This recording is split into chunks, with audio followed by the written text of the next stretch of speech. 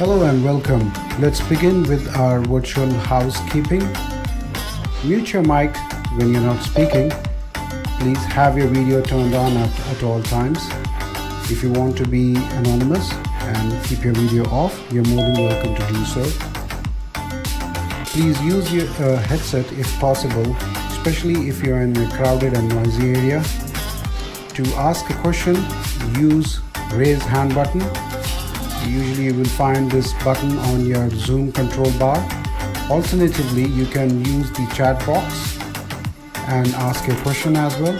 For high resolution of this video stream on Zoom, use the switch to shared content button on top left of your screen. With the experience that we had with Zoom, the legibility of text presented in the presentation is much clearer on a screen size of 12-inch or above. So we will appreciate to use, if you use the 12-inch or above screen size for legible text, which you would be able to read.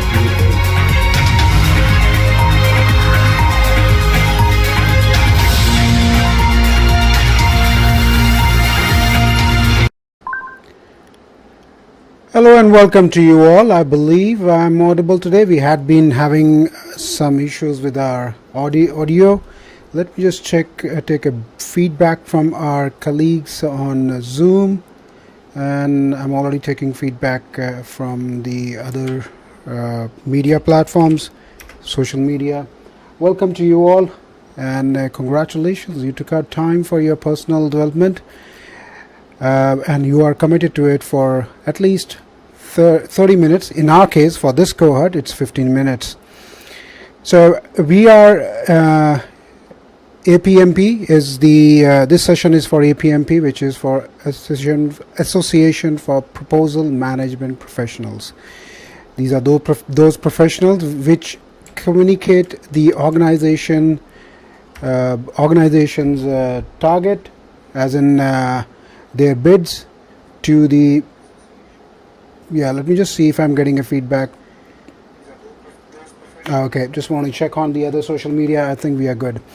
So as far as the sound is concerned, yesterday I installed a patch on my machine, and that patch actually screwed up my machine, and of course, as Windows hell is there, we had to roll back everything. Either ways, bygones are bygones. So we are here to study the APMP. This is session number session number 20, wherein we study this association is for people from the bid and proposal industry, people who are business development, and to some extent, of course, the sales people as well. And the sales people, business development people, and the pre-sales, for that matter, I can say bid professional, they all work hand in hand to convert the forecast that is on the business plan in any organization to the numbers that they want to hit. So these people are crucial. These people, the work that they do indeed is crucial, and them working together is as well crucial. So we have seen in our previous sessions, just to remind you, BPC Asia, that is Bid and Proposal Conference, is coming up in Mumbai, very next door. It is coming on the 15th and 16th of September. So people from, I take the liberty of inviting everyone who is on our stream at the moment, who is on Zoom, LinkedIn, Facebook, YouTube, to join BPC Asia. Come network with the like-minded participants. See that you are not the only one who is going through the challenges of preparing a bid. There are other people as well, and of course you can get confidence from them, yes, that you are doing the same thing what others are doing. And APMP body of knowledge, which we are studying, gives you the guideline and gives you the like a thought process and a structured information by how you can actually make a bid and proposal process more meaningful, and you get more conversions as far as your bids are concerned. Isn't that what all the organizations are looking for? With that, okay, so you all are welcome. We will keep moving forward. So the first section, or the knowledge base of the body from the APMP body of knowledge, it is a book, which is a body of knowledge, which is a book. It's online available. If you are a member of APMP, you can subscribe to this book. You can read through this book online from them. And people who are from the from India, they have a special membership price, so they can of course take the benefit of that as well.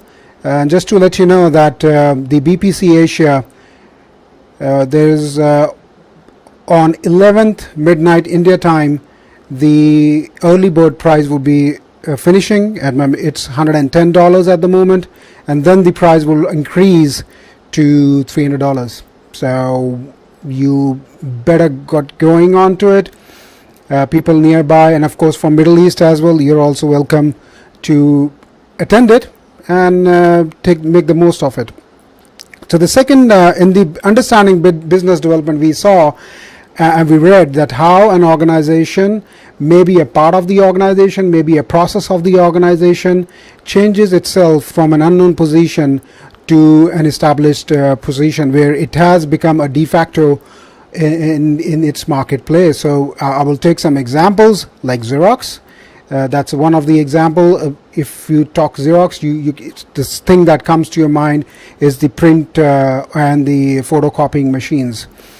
For people who are from India, if I call Bajaj, you think about a scooter, okay, and that's and if you think about perhaps let's talk about iPhone, you think about a flashy phone. So these are the products that have started from an unknown position and are commanding now. And when they come into the commanding position, they are actually putting a lot of money into development, and of course that is required because you need to keep that command. I mean, once it's being on the top is more difficult than to reach to the top. So yeah, that's how it goes. So they put a lot of money to graduate themselves or increase themselves from an unknown position to a known position to a favored position. That's every organization is trying to do, and that is what all the give me just one moment. That is what all the organizations are trying to do. Maybe one of their they are already established in one of the domains and they want to establish in the other domain. That is how they establish themselves. So we are at the focus on the customer section at the moment, and I decided to take the executive summaries again for the simple reason it's the gist, and it tells it conveys to the client how responsive your bid is. That one page of your bid which will convey to the client that how better is your bid positioned and how responsive it is, how much aligned it is to the client's requirement. Now these requirement at times may not be spelled very explicitly in the RFQ and the scope of work or the specification, but at times if you can read between the lines and you can tell to the customer, sir, you have not mentioned that, I mean of course not explicitly, but in your executive summary that we have found out that this is one of the pain areas that you have, your hot buttons, and we would be able to address that in XYZ ways. So let's go quickly into the executive summaries.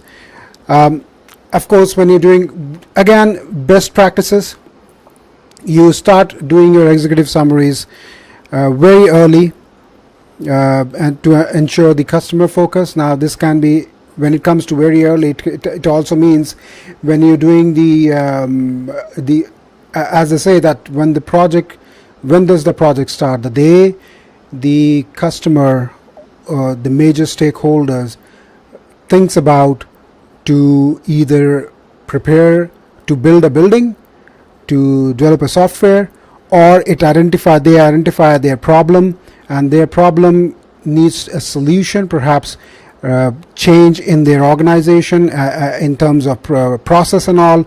So from that very day, the executive summary should start being written. I mean, that's a draft. I mean, we're not saying it's the final one, it's a draft one. Write and review early. I mean, that's one of the document that should be run through. We will come to the tools and techniques later on, and we will come to who all should be reviewing that.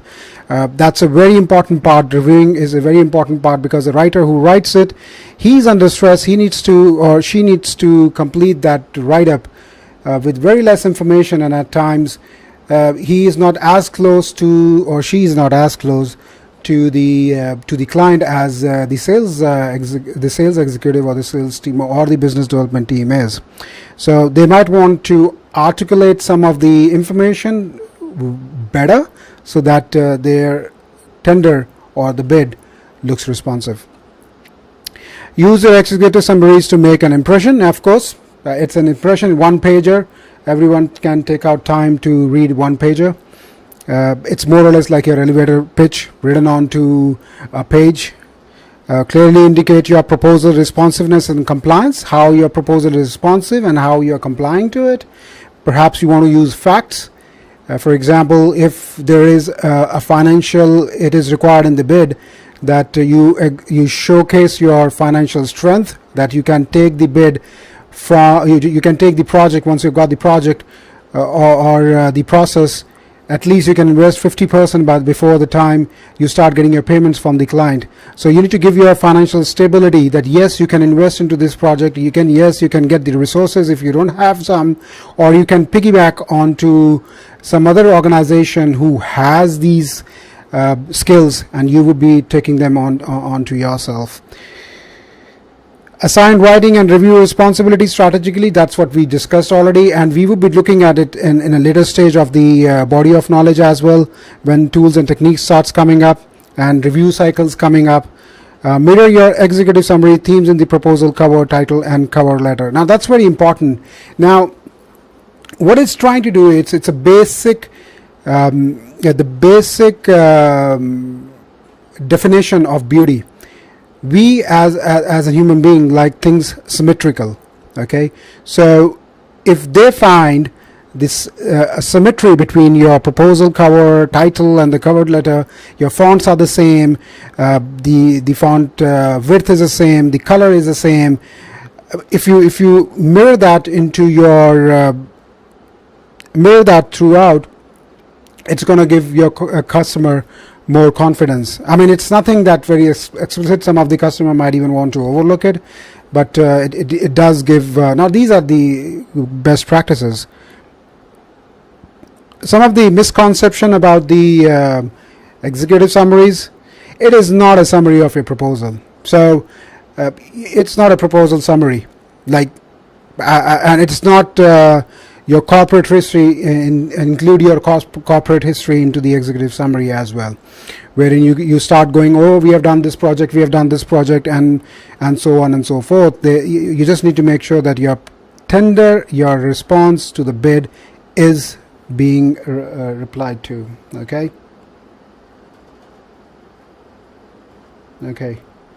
So I'm getting no video as well. I'm getting a feedback from somebody saying that there's no video. I don't know. It seems fine here. I can see on Facebook, I see that there is